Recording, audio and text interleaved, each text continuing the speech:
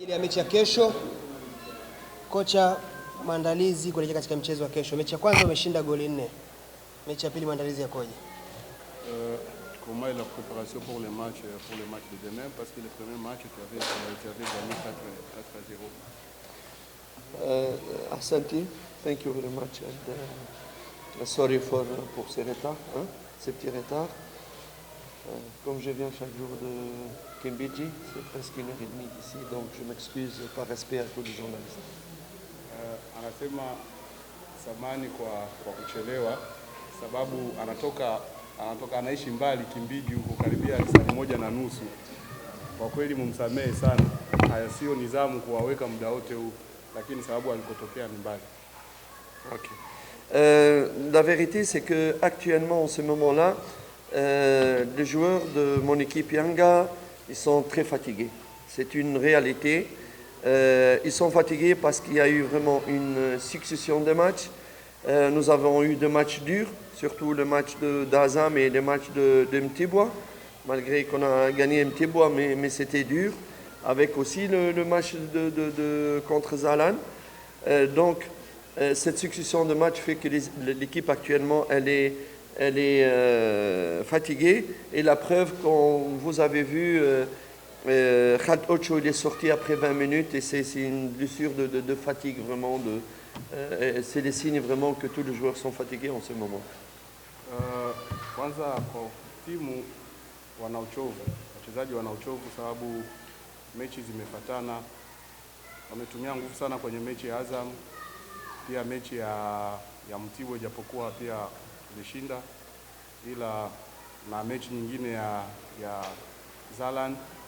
Ukija kuangalia mechi zilivyofuatana hivyo, imewapa wachezaji muda mgumu sana sababu wamechoka. Na moja wapo ndio uliona Aucho alitolewa kwa kuumia baada ya dakika 20.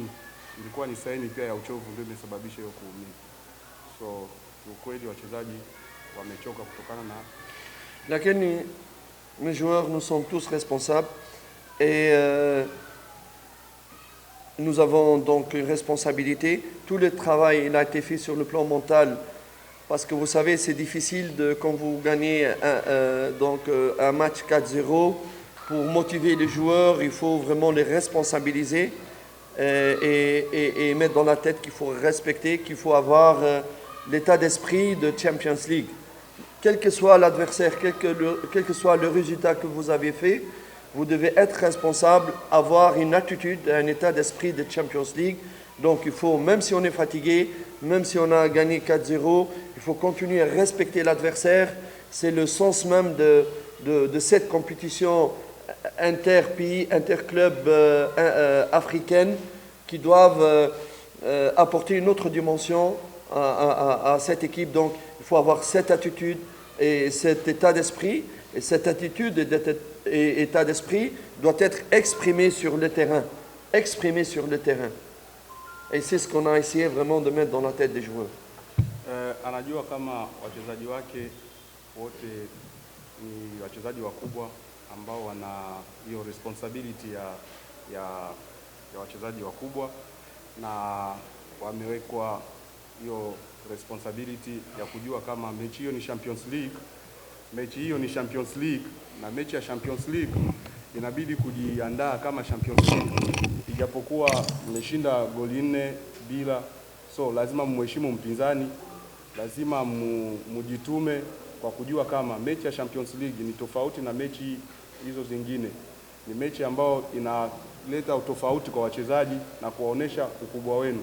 So lazima hata kama wana uchovu, lakini hicho kitu wanakijua kama lazima twende tutetee sababu sisi ni wachezaji wakubwa na tupate matokeo kama wachezaji wakubwa. Maswali manne tunaruhusu jamani.